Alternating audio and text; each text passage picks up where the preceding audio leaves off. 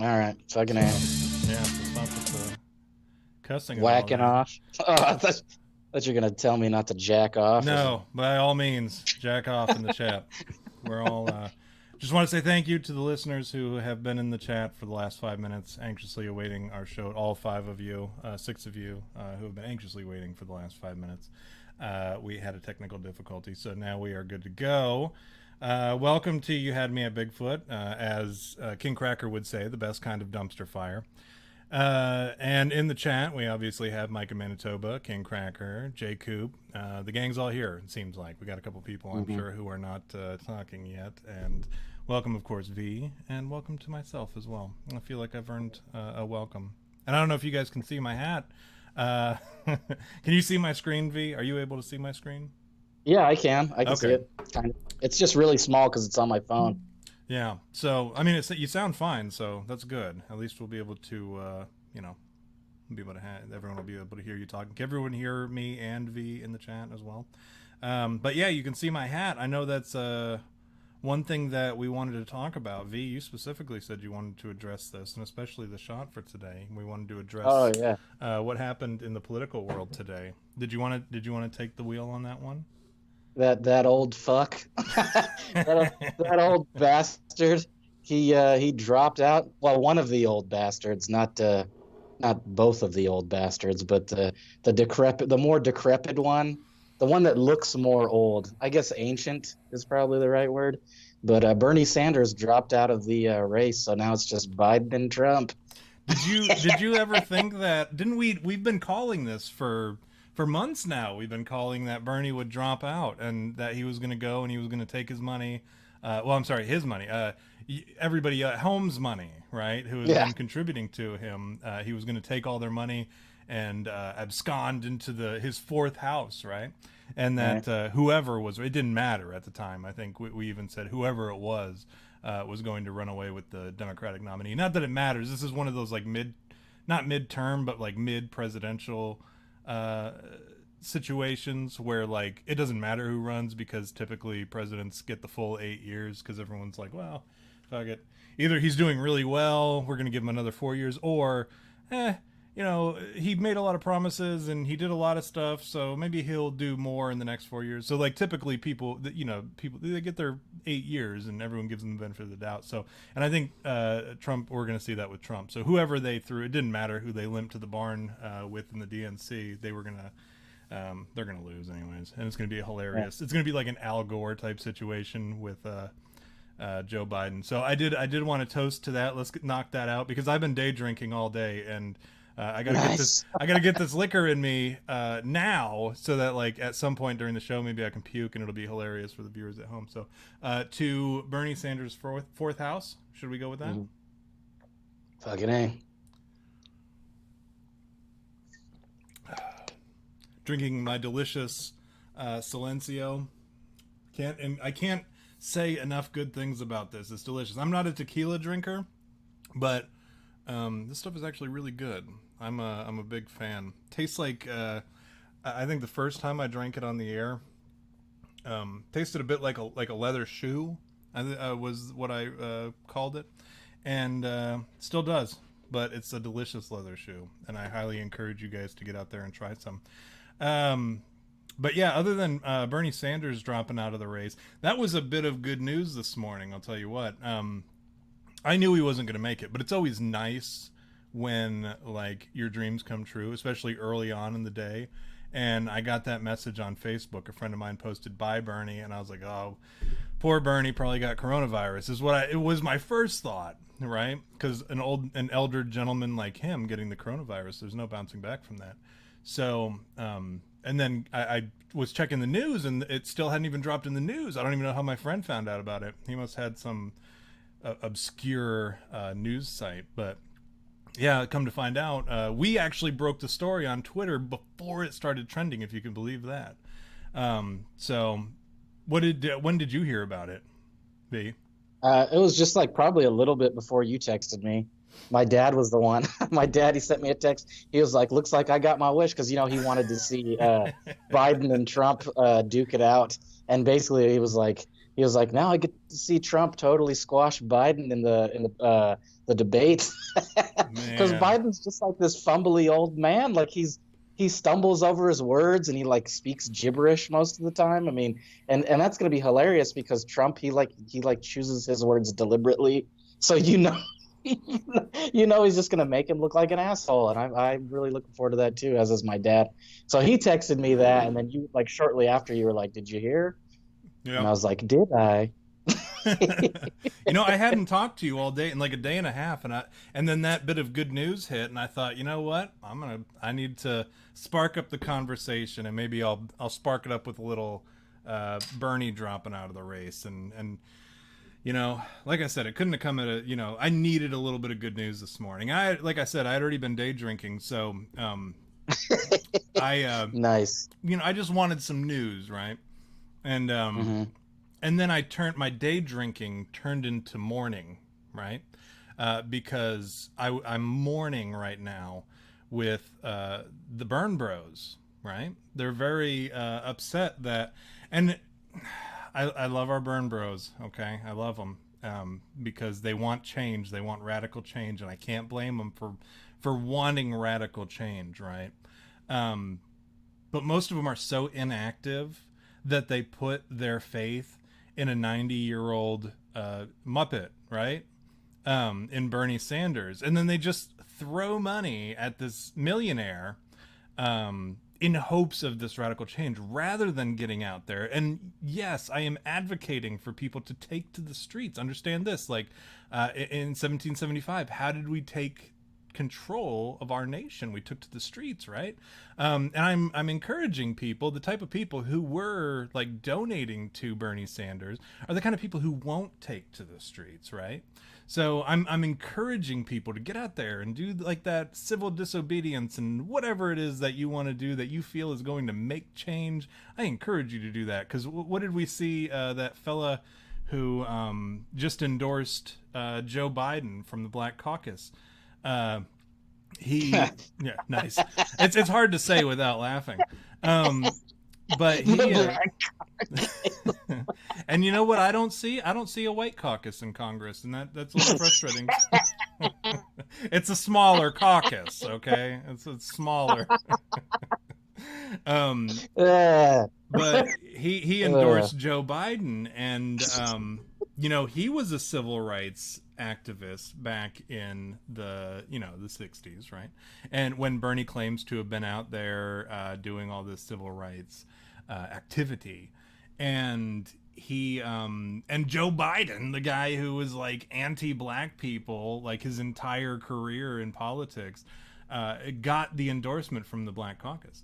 And so that had to have been a huge sting for Bernie Sanders, having supposedly been on the front lines of civil activism in the 1960s, to not even get the endorsement of his fellow activists of that time. So that was one thing that was particularly of interest to me, and why this morning's news did not surprise me when Bernie dropped out, because at that point you really have to drop out. But that would explain my attire today. I specifically wore stuff that would commemorate the occasion. I have my "Socialism is for Figs" shirt.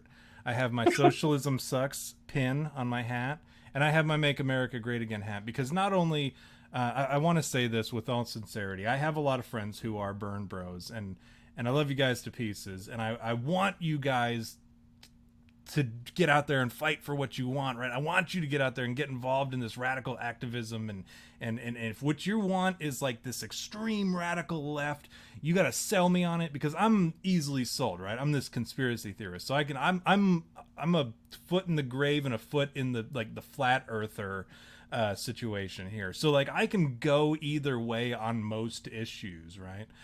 So if you can convince me that extreme left is the way to go for this nation, please, I encourage you to explain to me how that is going to happen and how that would be beneficial to me and to this nation, more importantly.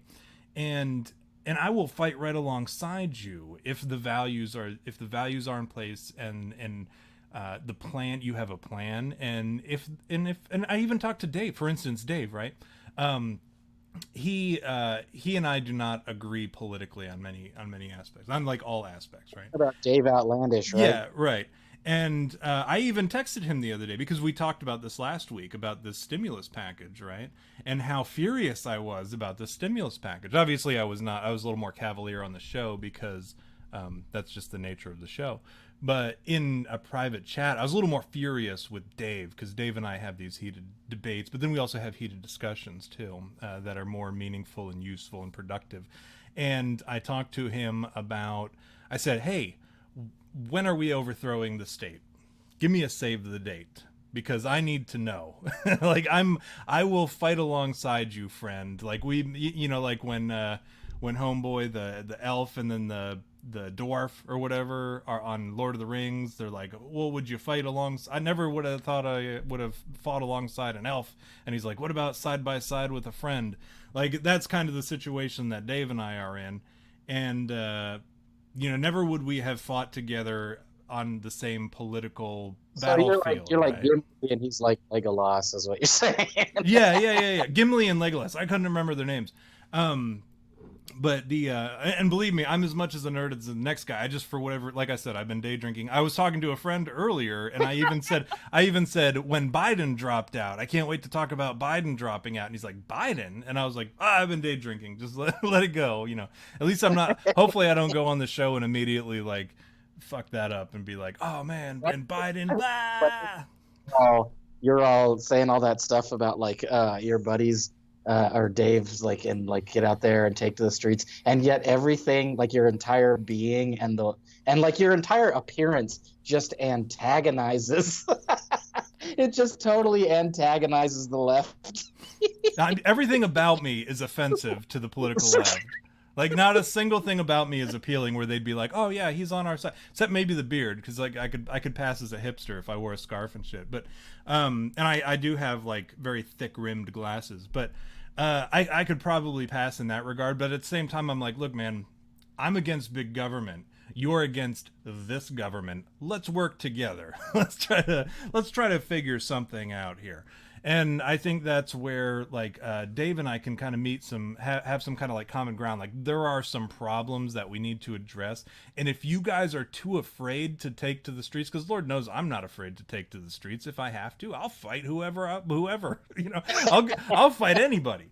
And these folks, they don't, and that's the problem. Like you're so afraid of like confrontation that that like they can't get what they want. And that's the thing, is a lot of times it takes confrontation. And I was talking to James about this earlier. One thing that my personal, here's my personal opinion, does not reflect anything in at all, because I'm a fucking idiot and like my opinion means practically nothing in the grand scheme of things. But as far as representation goes in Congress, they are all below us. Okay, they are in positions of servitude. A lot of people will also, and that includes the state governments and state city officials and then those sort of things. But I think of positions of leadership being like the mayor, the governor, the president. Okay, those are positions of leadership. We hire them to lead us, right? As executives and to execute certain things to move us forward. Representatives, they're nothing. They're below us. They are. A lot of people think of them as like the best of us to go and lead us and represent us in Washington. That's not true. They are there to do our bidding as our representatives. So if your representative is not doing what he's supposed to be doing, you get involved, right?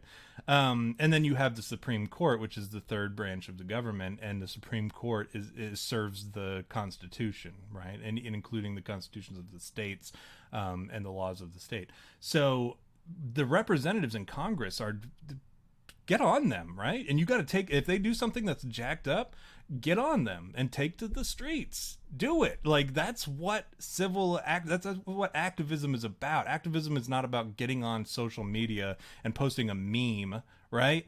That's what old people do or whatever. They post minion memes and they talk about how, oh well, it should be this way, it should be that way. Get in the streets and do something about it.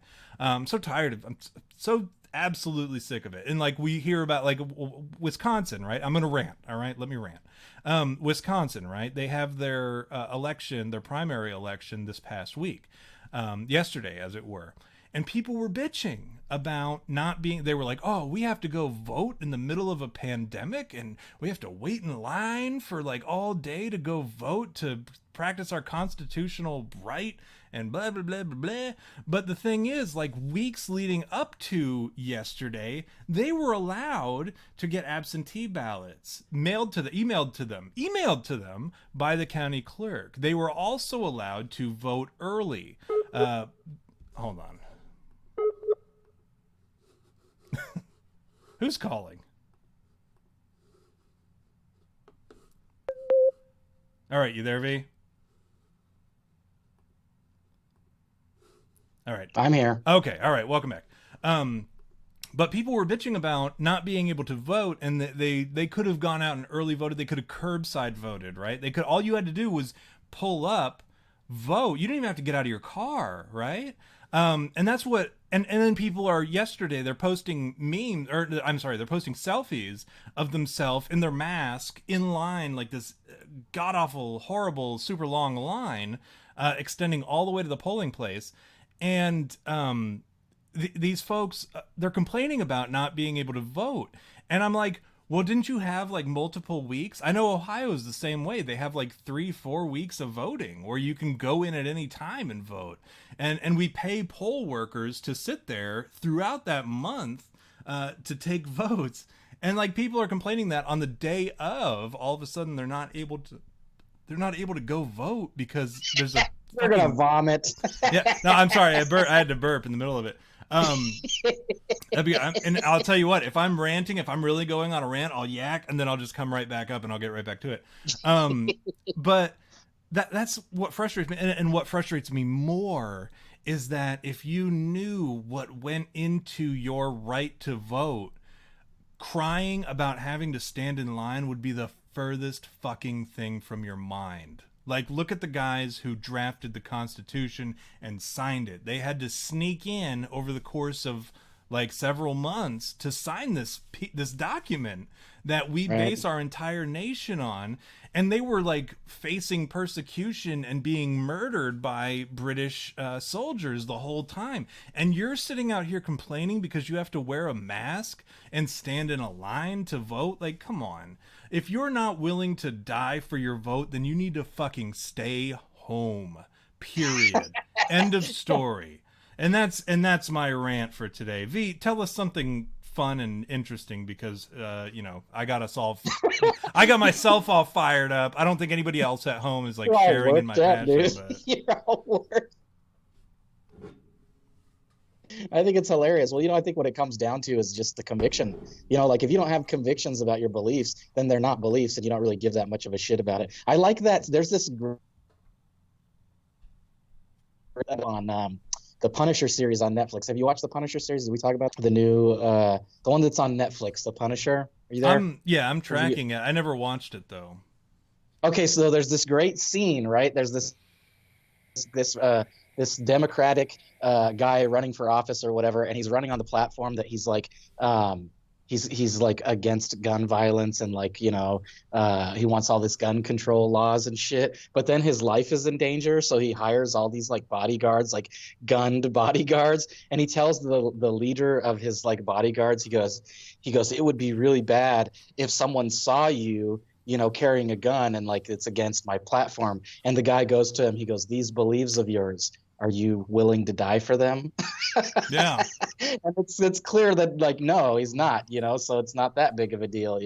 When it comes down to it, people are willing to compromise their beliefs, if they're not willing to die for it. And I think conviction is just like what makes a good person or somebody that you want to be around, because there's another saying, I forget where I heard it, but it was something like it's like, he who stands fast to his convictions shall not count betrayal among his crimes, though all may call him villain. Right. Let that set in for a second, because that's how it goes. And that kind of like sums up our president too, because he's a man of conviction and he's got these like honest values and things that he just says, and people are like, oh, the guy's an asshole and everybody hates him or whatever, but he's out there doing his thing, and like, he hasn't changed anything. Like he hasn't flip flopped. Like that's what's so funny. Like all these fucking assholes out there, like Biden and Bernie, they've flip flopped on so much shit since like the beginning of their like inception into politics. Like, oh, Bernie had this whatever, and then like Biden had this other shit, and then like now all of a sudden they're against it, and they're like, no, we need to blah blah blah blah. It's just like who was it? Was it the New York mayor that was running that did the stop and search? Oh, you're talking, yeah, Bloomberg. Bloomberg, yeah, and then he had that thing like, oh, like, dude, weren't you the guy that like created this thing that like basically like discriminates against all these minorities? Like, you were that guy, and now you're running on this Democratic platform. Like, what's wrong with you, dude? That dude, and to me, that's mess, hilarious, man. Because that should be enough to say like why would I listen to you when you can't even like find a belief and stick to it? Like, and that's the problem with a lot of people in general, is that they go, oh, I believe in this and I believe in that, and I've got this thing and this and that, but then like it's so easily compromised. Like if they want to eat a sandwich or jack off or something, like that's gonna take precedence over whatever their belief is. right? And to me that's hilarious, because I'm the type of person, like, man, I will die for my beliefs. Like there are some things that like you, I'm similar, where you can change my mind if you come at me. Like I was telling my dad today, I was laughing because he was joking about how crazy flat earthers are, and I go, Tom, I go, he's open to it. He said that if somebody can come at me with like a good argument about flat earthers, like I'm willing to listen and maybe change my mind, but we have yet to see that, and of course we have yet to have a flat earther on the show. So I think when that day comes, I'm willing to listen too. I mean, it's still like outland, and that's what's so funny even about like our show in general, is we have all these like outlandish, like random shit. Like last week we talked about that yellow cube, and I'm like, it's so fucking ridiculous and shit. And then like this week we're talking about, like, I did some research on the topic that we were talking about today, and I'm going, well, now that yellow cube seems a little bit more like, it seems like possible. Like now it makes more sense. And like I hate it when I'm like, oh, that doesn't make sense, and it's not fucking paranormal. And then like there's something that pops up that I go, well, I can't really refute that. And so if that's the case, then I have to kind of like concede. I have to concede, because there's no way for me to argue my point and go, well, it's blah blah blah blah blah, because I don't have enough facts, and the facts that are backing up this thing are me going, well, that exists. That's a thing. And now we're going, so maybe it is possible. I was actually talking to my neighbor's kids. For whatever reason, they adore me, just because I love kids, right? Because they are our future. And if we don't encourage them as youths, they will grow up jaded into people like we are, right? So we have to encourage them as they're young, rather than like tearing them down when they're young and kind of shaping them into this mold of like, this is what life is like. Like right now I'm telling kids, I'm like, if you want to be a fucking astronaut, I will march with you to NASA at 8 years old, and we'll find out what you need to do to become an astronaut. Like I will be with you the whole way, because somebody needs to go to Neptune. I don't, like somebody needs to do it, and I think that you're the one that can do it. And like I wholeheartedly believe in children, right? And these kids next door, they the younger one, she's just kind of coming around, because she's like almost 2, and she's still like unsure of the world around her, right? But the older one, I think he's like 3 or 4, and he loves chatting with me about anything. He's like, have you ever seen The Greatest Showman? And like he'll talk to me about anything and everything that goes on in his life, and he and I will just laugh and carry on or whatever. I was out with them, and obviously their parents or whatever. My neighbor. I was gonna say. Yeah, no, it's not like I'm like running around with these kids, like trying to like, encourage them just as they're like running around the neighborhood or whatever. But no, I'm out. We're all out there, whatever. My kids, their kids, the neighbors, my wife, we're all out there laughing and carrying on. And last night was the super moon, right? It was a big old, giant, super close moon. It was the closest it's going to be in like 5 years or whatever stupid thing. So like all like the witches and stuff were getting their altars ready and shit. Whereas like me, I'm out there talking to the kids, like not only the neighbors' kids, but like my kids as well. I'm like, we all know that it's just like a projection, right? It's not even real. The space isn't even real, guys. Like, and at this point, like, it's like 10 o'clock at night. I'm drunk already. And I'm like, the space isn't even real. Like, the moon is not real. It's just a projection created by NASA so they can take all the money that the government gives them. They create this giant projection screen, and then we have this moon and like all this shit. That's not even real. That's why you can't. Because my oldest was like, where are the stars at? And I'm like, it doesn't matter because they're not even real either. They're just like probably the bulb's burnt out. I don't know. But like, Kid's gonna go to school and like his science teacher is gonna try to teach him about like astronomy, and he's gonna go, "The moon isn't even real, man." But that's what I do. Like I'm like the mom on Waterboy. Like, well, you know, the alligators, they got all that. They're so ornery because they got all them teeth and they ain't got no toothbrush. Like that's the sort of stuff that like I'm telling and my oldest, fortunately, he's at that age where he's like, oh, I know he's full of shit. He's just being funny. But like everybody else is like, and I tell them to shake their fist at the giant space egg and tell them to get out of here talking about the moon. And like I tell them all this stuff or whatever because I'm the crazy neighbor. I got to play that part. And then so yeah, we were out there talking about all that stuff and that's how we ended up getting onto the flat earth and the projection into space and all that stuff. I'm like, you know, you guys got to get out there and prove them wrong and, you know, get out there and show them that there's no such thing as the moon and that all this bullcrap. And I was actually, for the topic that we're discussing today, like it does kind of like touch on a little bit about that, and I don't want to get there until we get there. But yeah, I'm very excited to talk about today's topic and how it pertains to space and shit. So what else have you got going on this week, V? Before I think we're coming up on that time where we got to start the show, but I think we still got a few more minutes to laugh about stuff. I don't know, not much. I watched a video today. I watched this 20-minute video, and it was basically just like Nick Cage laughing throughout all of his movies. And it was literally like from like whatever his first movie was all the way up to his most recent movie. And I gotta tell you, it was like one of the most hilarious things I've ever seen because, remember we were talking about how like actors, they have like this specific thing that they look good doing. And so Right. like they like have to do that in a movie. Like Tom Cruise is like looks good running, so he's like always running in all of his movies. And then for some reason Tom Hanks like pees in all of his movies. And then like Nick Cage, apparently his is like laughing. And like, dude, it's so freaking funny that somebody put this together, and it's just like this montage of all his laughs from like scoffs to like chortles and like chuckles, and it's hilarious, dude. I swear, I was laughing so hard at a laugh.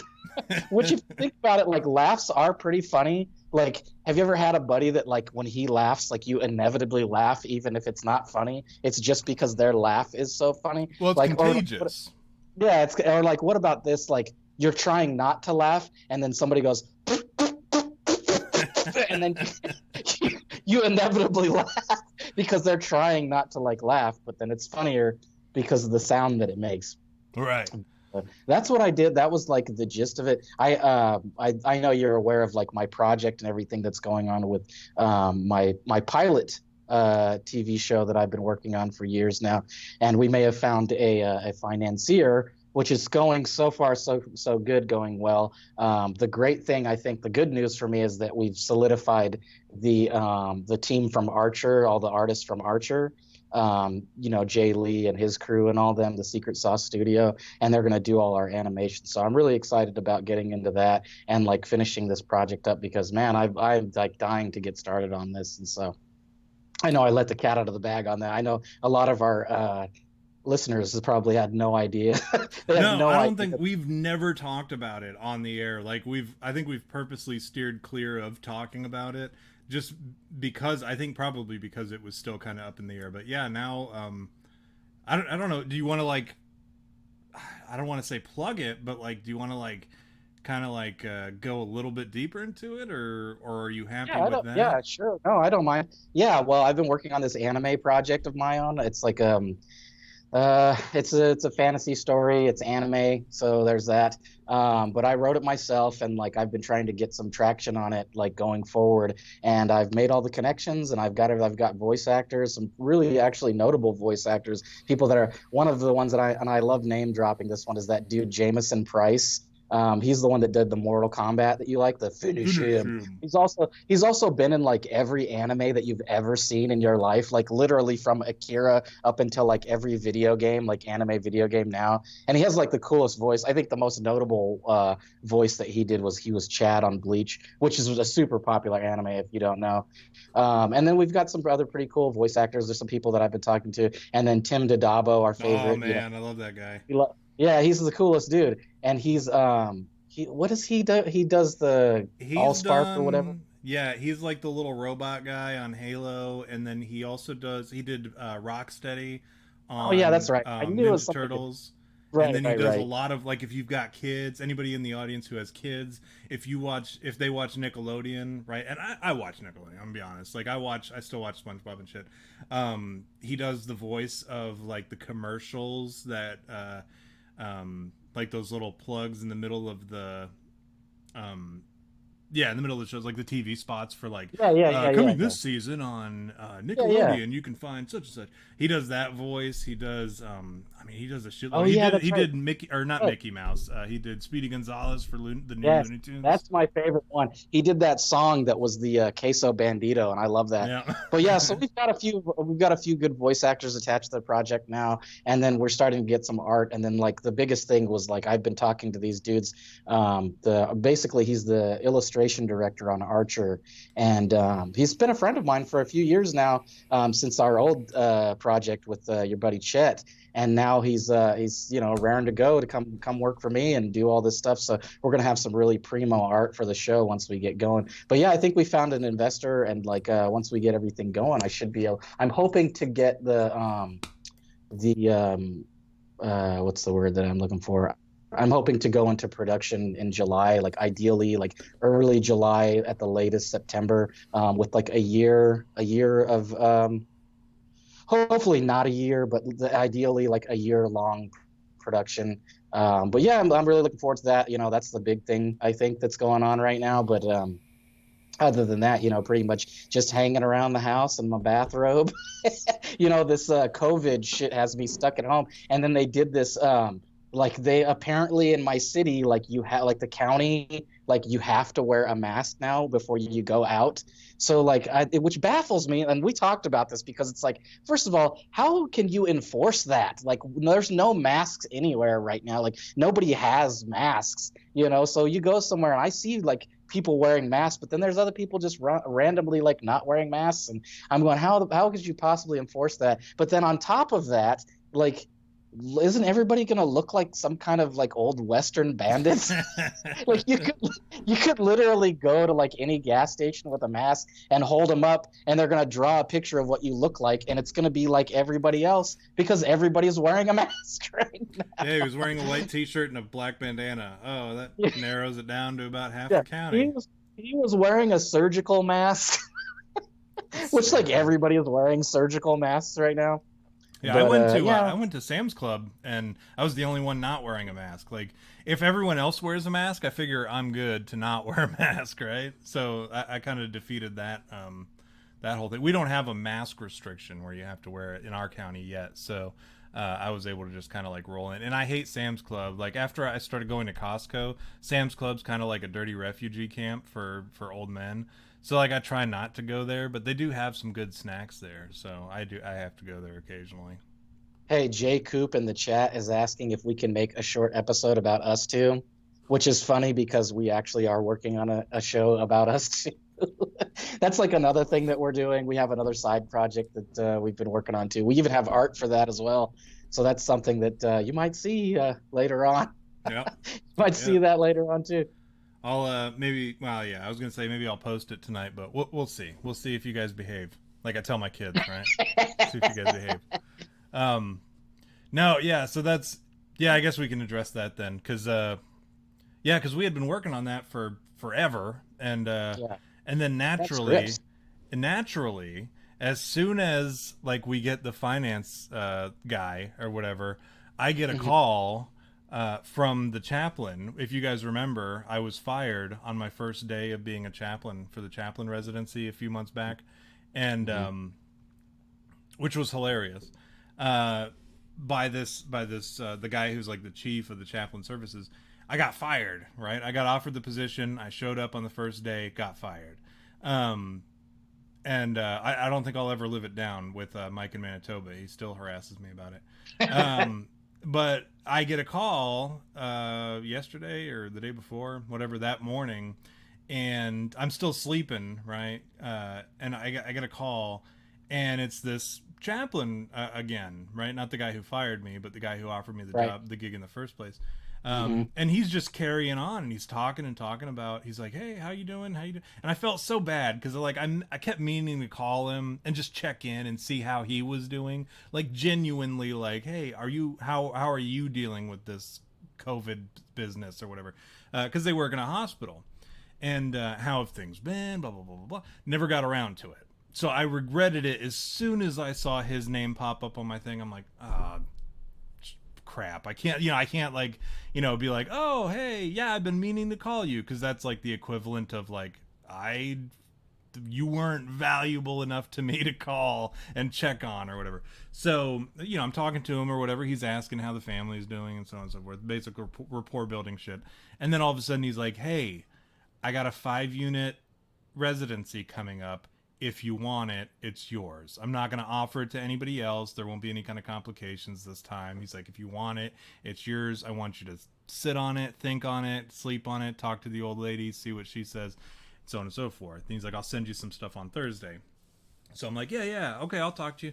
And the funny thing is, this is like one of those, when people are like asking, how do you know when like you have some kind of divine intervention, or how do you know God's will or whatever? It's when you're offered $100,000 per year job, and then immediately after offered a $30,000 a year job, like in a hospital working as a chaplain. And you are like, I guess I gotta take the $30,000 one. Like that's one of those situations where it's like blindingly clear what the divine choice is supposed to be, which one you're supposed to choose. That's like the kind of, fortunately, like, God knows that I'm like the worst at reading signals, so he can't just like nudge and like give me little hints or whatever. He's got to like give me glaringly obvious positions of like, hey, should I do a producer role for $100,000 in Hollywood, or should I do a $30,000 a year job in a hospital with a bunch of sick, old, cranky veterans as a chaplain? And those are the kind of decisions that I'm faced with, and like in situations like that, it's never like, hey, you should, maybe here's a butterfly. What does that signify? It's always like something glaringly obvious. So that's how. And I honestly, I felt bad because when we talked the other day, and then I didn't hear anything back from you for a while. I'm like, oh, he's fucking angry.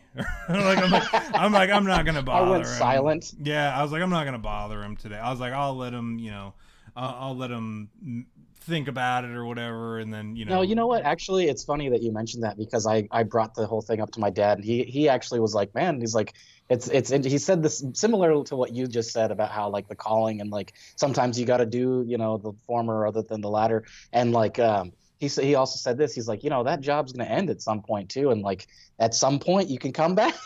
It's always a spot. Like that's how you have to think of it. There's always a spot for you there. So it's not like I'm like, well, I'll just never talk to Tom again, and fuck he'll you. he'll never work with me again.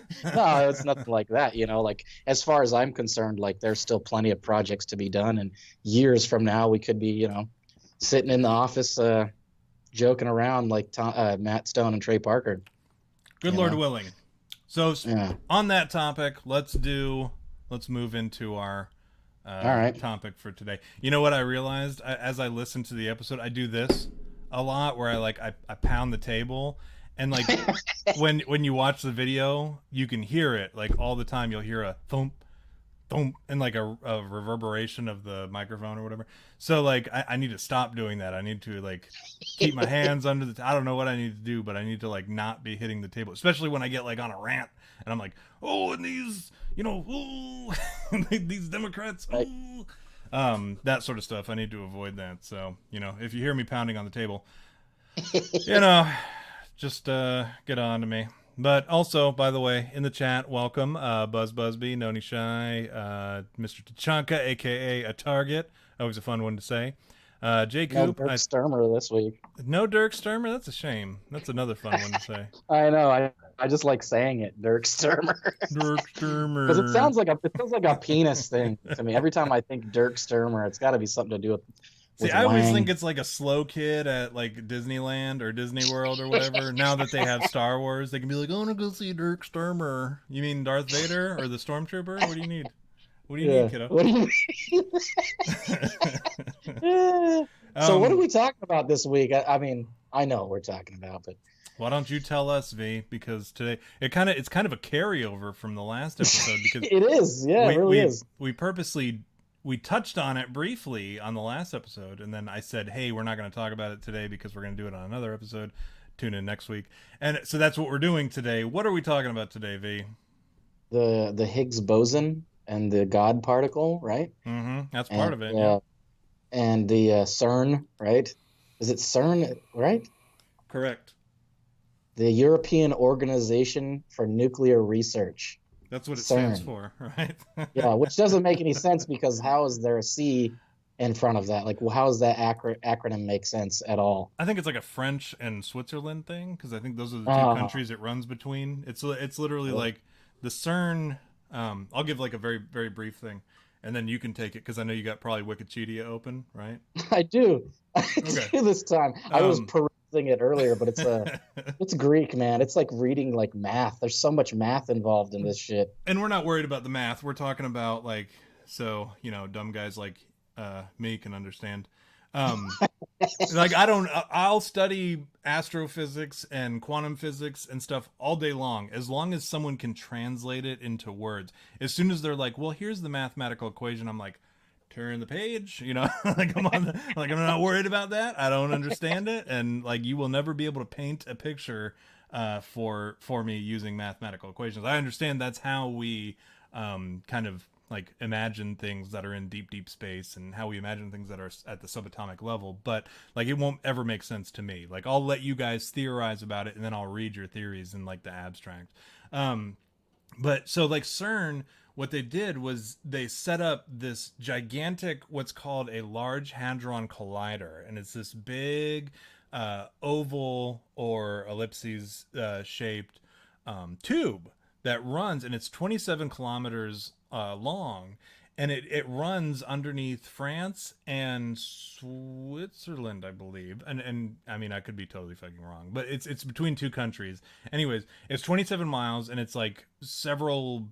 Is a good ways under the ground. I'm trying not to give you guys bad numbers. The only one I know is 27 kilometers long, but it's very deep underground. And what they do is they run these protons through this giant lap, this giant 27 kilometer loop, and they run them at opposite directions, two protons, right? And they run them at nearly the speed of light. And what happens is they eventually align them to where they collide. And when they collide, it explodes. And in that instant of explosion, and this is like a subatomic level type uh, instantaneous, like fraction of a millinanosecond, like it's a super short explosion, they're able to kind of detect what what the Big Bang looked like. Okay. And with this explosion, they can detect what's called the Higgs field, something that was theorized in the 1970s by a gentleman named, his last name was Higgs, who was a Nobel Prize. I think he was a nominee. I don't know if he ever won. He may have won. Oh no, he did. He Did he? did. Okay. Yeah. He had theorized it, and what it was this field supposedly is what exists and kind of gives mass to subatomic particles, which is why certain things weigh whatever they weigh, and this particle is what makes up that field and what is within this field. So they were trying to figure out what it was that gave things mass, and it was theorized back in the 70s. They finally discovered it in 2015, I believe. And he was alive to see it, which was really cool. But Stephen Hawking, he had wagered like $100 to one of his friends that they would never discover the Higgs boson particle, and then they did. So I would hope that he made good on his offer, but with all his disability checks. And Yeah. he Burn. come on, Tom. Isn't he dead now? Yeah, He he's died, dead didn't he? now. Yeah, he is. What's funny is there was like a picture of him and it said, Stephen Hawking says God does not exist. And then it was like him with his like stroke face and his like drooping or whatever in his wheelchair. And I'm like, what kind of God would, like it was like one of those pictures. So I was like, why wouldn't they pick like a more distinguished picture of him for this? Like maybe him looking into a sunset from the back and be like, There's oh, like yeah. no distinguished picture of Stephen Hawking Well, whatsoever. from Every single behind, picture of him, right? Like he you can take looks a like picture from behind in a terrible. sunset. That's how I imagine it would be a distinguished picture. So you don't have to look at his like creepy ass face And with his like weird ass overbite. we're just picking on a dead guy who's like way smarter than we'll ever be. Yeah. The It's guy like, not who only is he dead, but he was handicapped, and we're like picking on him so we're like, horribly. and you know what? It's Fuck like you look Stephen like Hawking. an idiot, all right? Stephen Hawking was stupid. Yeah. But he was the guy who also like discovered black holes or the existence of them. He was never able to see it. I think he did. No, did he live to see it? I feel like he did. He lived like just barely long enough to see the black hole because we finally got a picture of a black hole in the last couple years. But yeah, he like and that's what's funny too about this presentation that they did when they were talking about the Higgs boson when they discovered it, is it had like this room full of distinguished scientists and physicists and all these folks who had been working at it for years, and they were all like clapping and excited, and I'm looking around the room and I'm like, every single one of them looks like a stroke victim. Like, like these dudes, they have like this drooping face. I'm like, is that a thing in physics? Like, you have to be like a stroke victim, or is it like you get so involved in the mathematics of quantum physics that it causes you to have a stroke, which is like another That seems pretty logical to me. That you're so like, dude, just reading some of the stuff on the Wikipedia about this stuff, like the Large Hadron Collider and all that, like it's fucking mind-boggling. Like I consider myself to like I don't ever say that I'm smart, but I know a lot of words, so I can understand things, But like reading through this, I'm just like, what does all this mean? Like, what are they saying here? Like, what is this like? Tera electron volts, like what, dude? Like, what are you saying to me? A friend of mine, he's an engineer and very smart guy. Like he always messages me, and like he's way too smart to be slumming it and hanging out with dumb guys like me, but he like is constantly like we talk to each other because he likes guns, I like guns, so we talk a lot about guns. And he was a friend of my brother's growing up. He's a couple years younger than I am. But he's like an engineer, and he travels around the country doing all these really cool projects, and he'll send me stuff. One time he sent me this one article, and I didn't know what it was talking about. Like I looked at it and I was like, I'm looking at Facebook Messenger like, what on earth is this? It was like it was a Reddit post or something. I was like, I know some of these words, man. And it like reminded me of on Good Burger when he's like, I know some of these words, like that was how I felt looking at it. And it was kind of like the same when I had this when I took statistics, college statistics. I had never even been introduced to statistics at all in my entire life. But when I opened this book, I was in the first chapter and I'm doing the reading. Like, this is back when I cared about college, right? So like I would actually read the textbook and shit. Like I open it up and I'm looking at the first chapter and I'm like, the first page, and I'm like, I don't know what this is talking about. Like I cannot even begin. It looks like another language, which it was Greek, which is that's like the mathematical language. But it's like I could have been like, this is Greek to me, and it would have been true. But yeah, like I remember, like I'm a grown man. I didn't cry at my dad's funeral. Like I don't cry. I'm not a crier. Unless it's like a John Cena video, right? And then Oh, in yeah. which case I That like John Cena video will get you, whew, dude. Like, a ball don't like a watch that baby. John Cena where he like meets all the kids that he like helped, and like that lady with cancer. Like, I watched that video, dude, and there's like you would have to be like a sociopath or somebody completely devoid of emotion to not cry at that video, because it's like It's a tearjerker.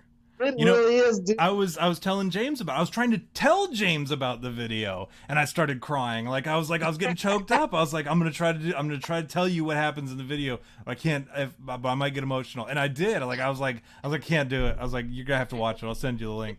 But And like, it's so funny it's too because we're so partial to John Cena. Like, you and I are like extremely partial to John Cena. So like even seeing that, like, it amplifies it because we're like, oh man, that's our boy now. That's your boy. I was like that guy, and it's funny. As I met the guy, like I was talking about how I met him. I met him. He's such a sweet guy. Like, he is a good man, and that's like the compliment that we talk about every now and again. Where like that's the compliment that you want to get. Like, that is the most meaningful compliment. Is if someone tells you you're a good man, then that means you did right. Like, you're on the right path. You're doing the right things. Like, good for you. Like, that's the compliment you want.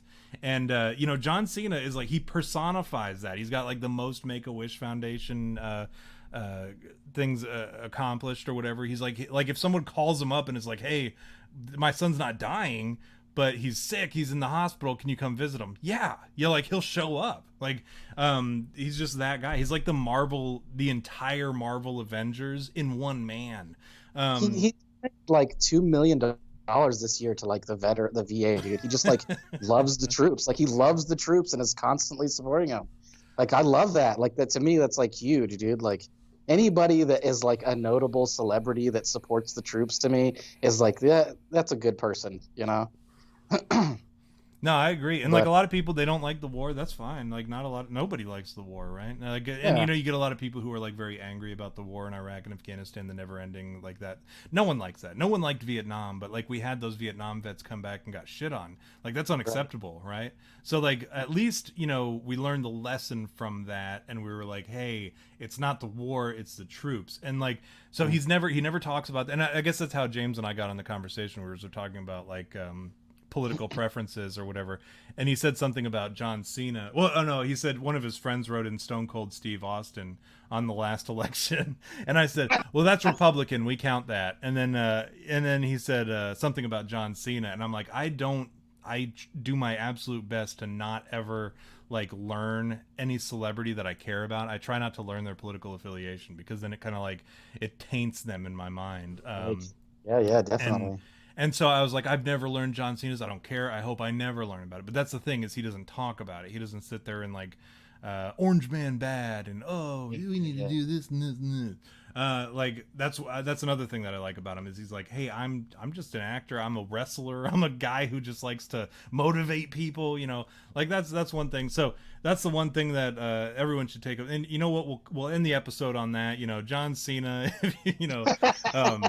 No, I tried to get John Cena to come promote me to E7 to Sergeant First Class when I got promoted. I tried to reach out to him to have him come promote me, but it was too late. He wouldn't have been able to make it anyways.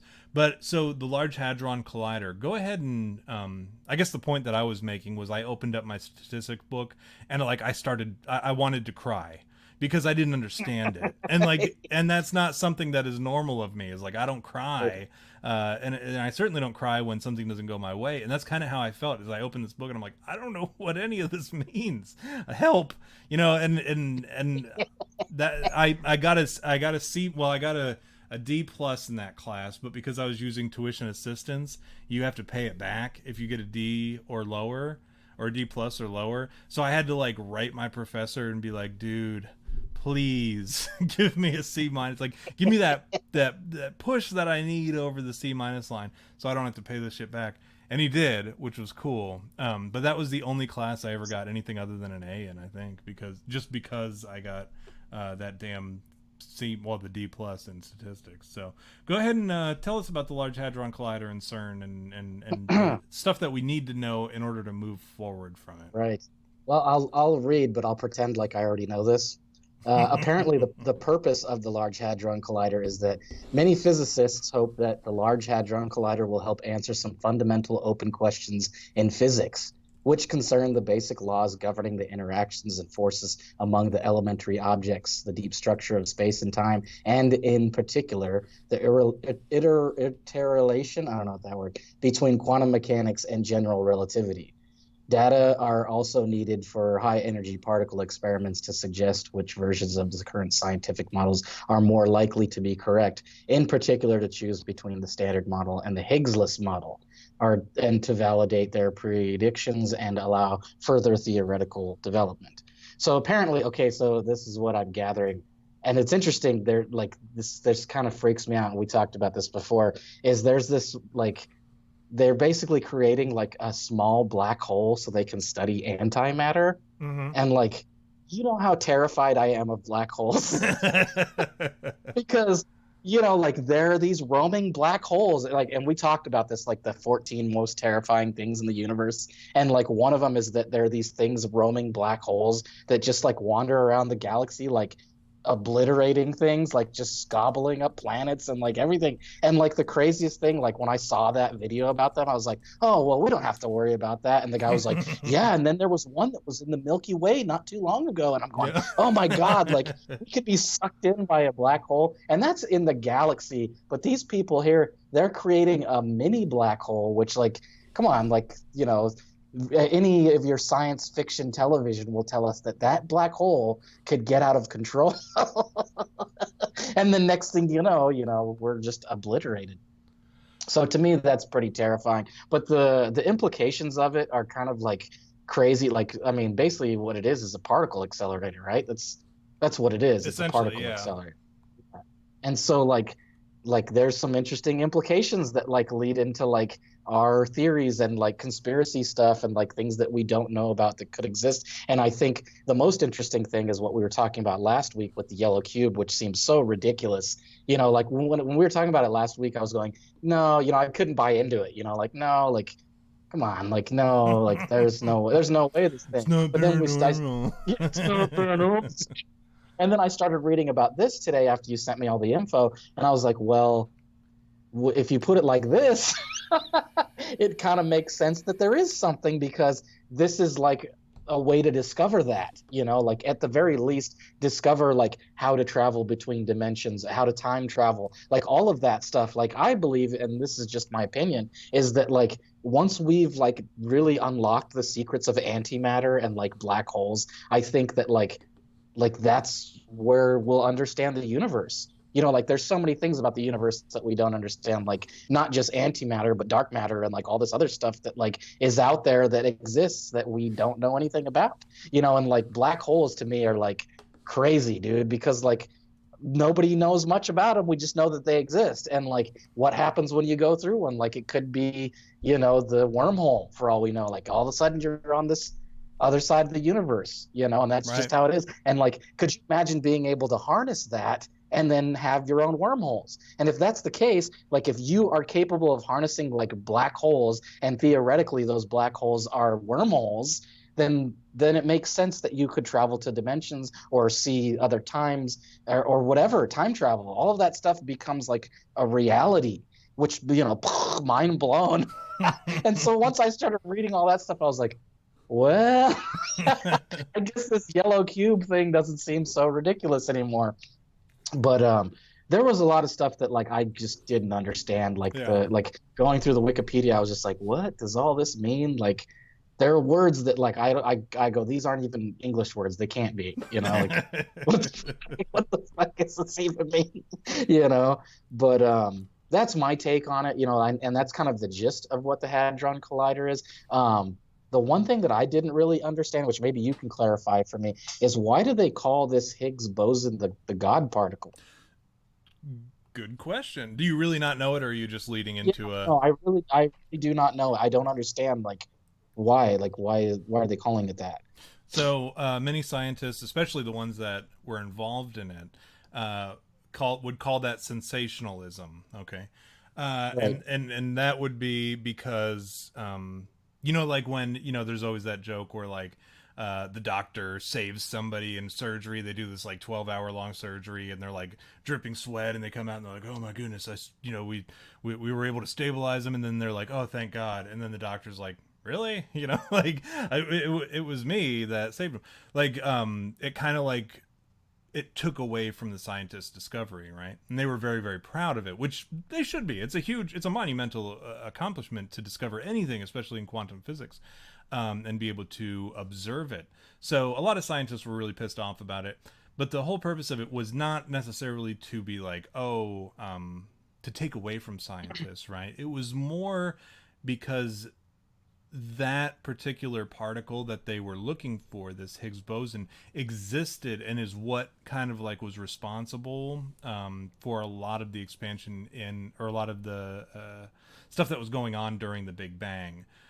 So they consider it to be like this universal particle that has a lot to do with the construction of the universe. So people calling it the God particle is to say that God created the universe, whereas scientists are like, well, let's not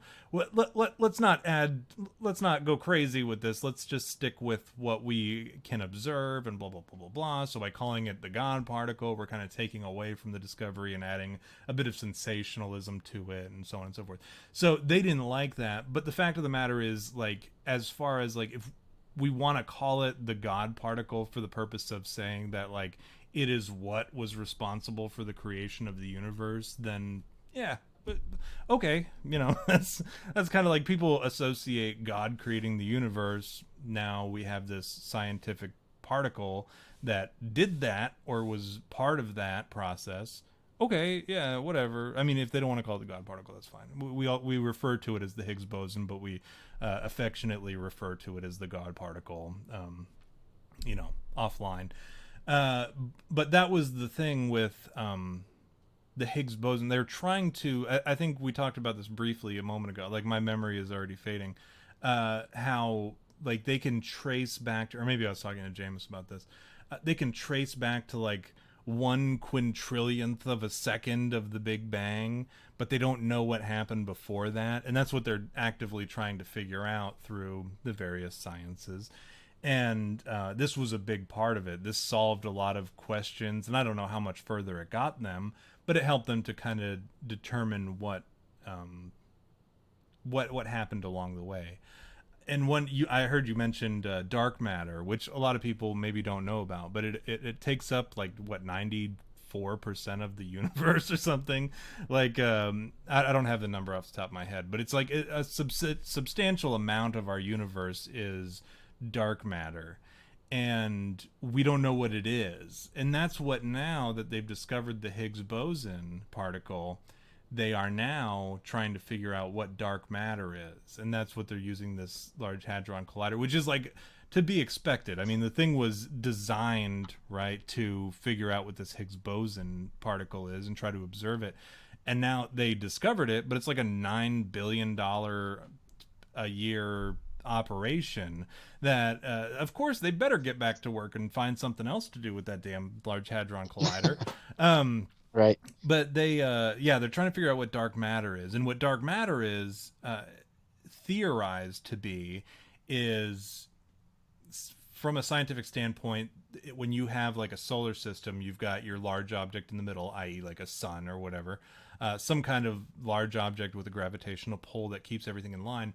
What's in the middle should go slower, so like Mercury, right, should go slower than Pluto, which I guess is not a planet now. We'll say Neptune, right?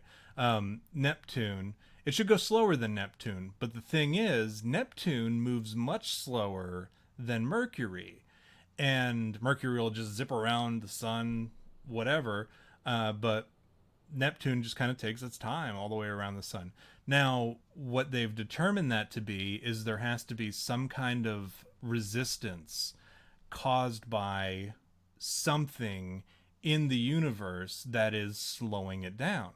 Now, what they theorize is that it is something called dark matter, and it's what makes up some astronomical amount of the universe. I want to say it's in the 90s. I really feel like it's in the 90s, but it takes up Yeah. Okay, I want to clarify. I don't want to Yeah, you're give right. bad It's information. 90s. Yeah, it's like 90%.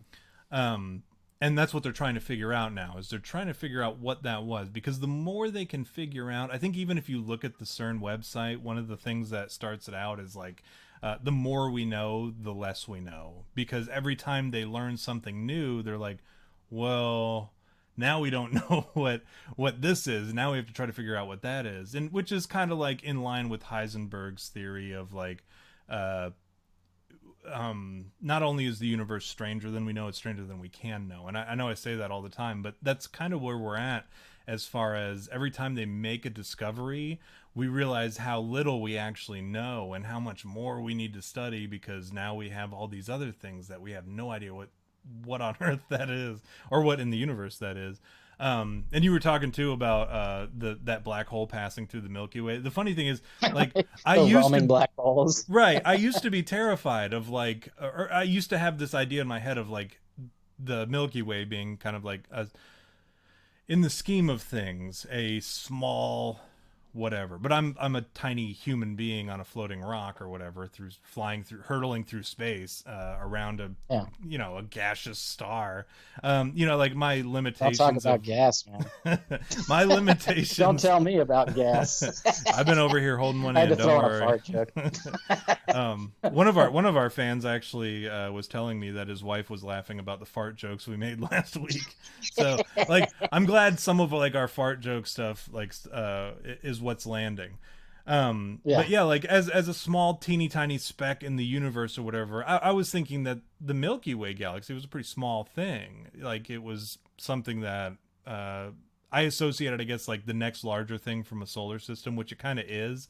But at the same time, Mhm. like once you realize how big the Milky Way galaxy is, you're like, oh, nah, I don't care what passes through the Milky Way galaxy, as long as it doesn't come near us, because it's so big. Like everything in the Yeah, universe, they could once you take out start, one of the other planets, who and we probably cares? wouldn't have any effect. Yeah. We probably don't even But know there what was like a planets it's bunch of sucking up. things that I saw. Like I watched, remember we love those Kurgazazits videos, Mm-hmm. and one of them was like all the crazy things in the universe that like you should be scared of or whatever. And that was one of them, the roaming black holes. But there was some other stuff that was like mind blowing. Like there's this like the face of God like star cluster or something out there. Mm-hmm. Like I have to look it up because I can't remember exactly what it is. But there's like this image that looks like God's face in outer space. That's like it's mind blowing. It's Like a mind blowing, nebula or dude. something.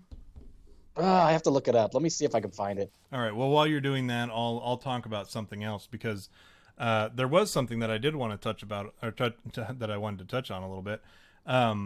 We kind of talked about opening. So why do we care about CERN? I think is where we were going to go with this. What's the big damn deal? Like, who cares? If they're out there finding out all this boring science information. So there were a lot of things. This is back in 2015, I want to say, and leading up to that point, like the year leading up to it, uh, when they actually created it in 2008, it broke down. But there was a whole lot of controversy surrounding it, and then but in 2008, when they built it, when it was finished building, like within a couple days, they broke it. Um, Almost like a sabotage situation. Like they realized when they went and inspected it, they were like, someone fucked with it, right? And I mean, just like this massive piece of machinery, and somebody or something or whatever caused this malfunction in the Hadron Collider. And a lot of people, it was so funny. I was watching a news article or a news story or whatever about it, and they were talking about, it was like some morning show host, and he's talking to one of the doctors who worked for the, or I guess he was a scientist or whatever, but he was talking to him, and he's like, so what's your take on these theories that a time traveler came back to the present and destroyed it, because like once we start using this machine, we'll be able to create and harness and utilize these black holes, which will ultimately result in the end of mankind. So they came back in time, destroyed the Hadron Collider, and in order to prevent that future, that timeline. And the doctor, he's like, what? Like he immediately like lost all respect for this talk show host. But that was the thing. That was and that type of theory of what was going to happen with the Large Hadron Collider. Like it continued from 2008. It took them like 15 some odd months or 18 months to repair it. And when they did repair it, all of a sudden people got up in arms again because they were worried that this would create a black hole that would, that would suck up the solar system. They thought that maybe there would be a rip in space time, or that it would open into parallel dimensions. And you can actually read about, or I'm sorry, you can watch this. The movie. This is the newest Cloverfield paradox. Oh, I think that's my siren. Hey, that thing we were talking about is a nebula, like you said. It's called the Hand of God. Ah, yeah, you're right. It's a nebula. nice. It spans about 150 light years. Describe the star as a rapidly spinning neutron star, which is spewing energy out into space to create a complex and intriguing structures, one that resembles a large cosmic hand. Nice. That's fucking crazy, dude. Here's a you had me at Bigfoot first. I have to go because the tornado sirens are going off. So I will see you guys.